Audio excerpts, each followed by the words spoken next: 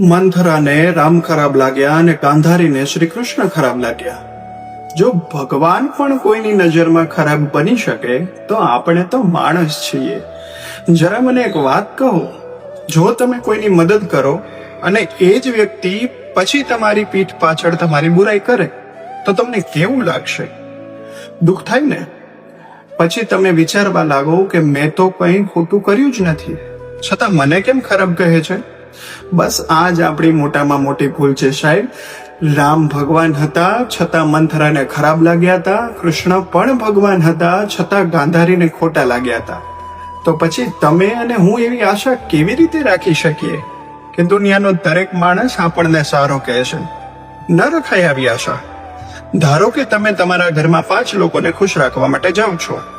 4 લોકો તો ખુશ થઈ જશે, પણ એક વ્યક્તિ તો એવી મળશે જ કે જેને તમારી દરેક વાતમાં ખામી દેખાશે. એનો અર્થ એ નથી કે તમે ખોટા છો. એનો અર્થ માત્ર એટલો છે કે દરેકની નજર, દરેકની સમજ અને દરેકની અપેક્ષા અલગ અલગ હોય છે. અને જો તમારું મન સાફ છે, તમારો ઈરાદો સારો છે અને તમારા કર્મ સાચા છે, તો લોકો શું કહે છે એની ચિંતા છોડી દો.